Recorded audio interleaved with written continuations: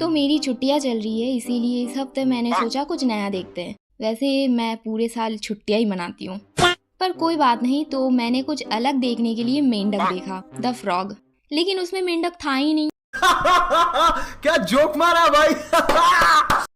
सच में बहन, तुझे लगता है इस जोक पे लोग हंसेंगे? नहीं।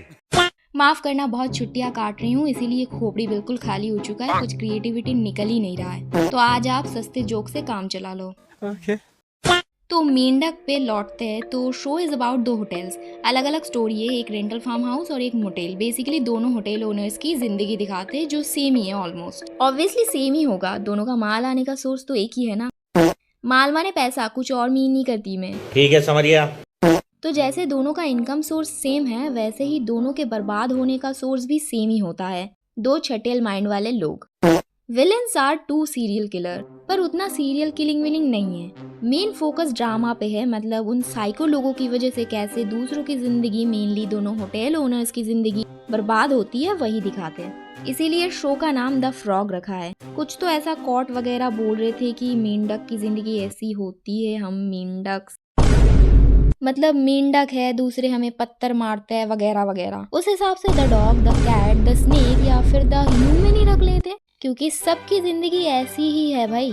जो भी इस अर्थ में है, चाहे वो जानवर हो, इंसान हो या फिर भूत, सबकी जिंदगी बर्बाद है। सबको कभी ना कभी दूसरों ने पत्थर मारा ही है। हम मालूम है, तेरे बाप को मत सिखा, चल।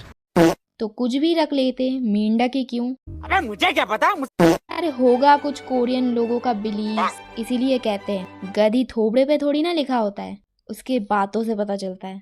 क्या बात है सर, क्या बात है सर, क्या बात, ये बात है। अब मेरे बातों से मैं आपको गधी लगूं या मेंढक, पर शो से आपको बहुत कुछ पता लगेगा, मतलब सीखने को मिलेगा कि किसी और की गलती छुपाना मतलब उस गलती का पार्ट हो जाना। वाह, क्या ज्ञान देती हूँ मैं।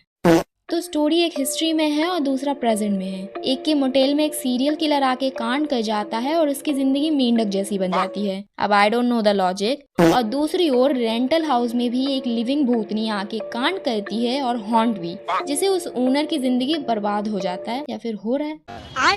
इसमें बहुत सारे कैरेक्टर्स है, वो अलग बात है, किसी का नाम मुझे याद नहीं, पर मैंने मेनली इसी पे फोकस किया है। तो वही मेन कैरेक्टर है, एज अ चुड़ैल शी जस्ट स्लेड। तारीफ ही कर रही हूँ। तो साइको बन के उसने जो एक्टिंग करी, सीरियसली यार, एक्टिंग पे ही सब डिपेंड करता है तो सी लड़की क्या सॉलिड है यार। यही पुचकुसी लड़की एक्टिंग करे तो अबला नारी बन सकती है, पर द फ्रॉग में वो सबका तबला बजा रही है।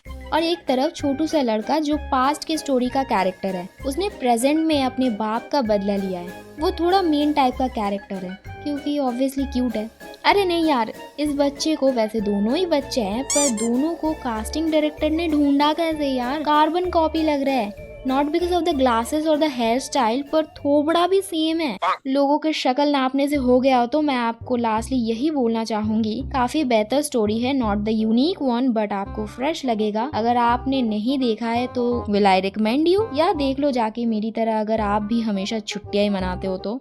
अबे साले बैगन, मैं तो हमेशा अच्छी चीज ही रेकमेंड करती हूँ, पर आप लोग नहीं करते। पता है किसी ने किया था, फिर बाद में आके कमेंट डिलीट भी कर दिया। मेरी तरह ही है, छुट्टियां काटने वाले वेले लोग।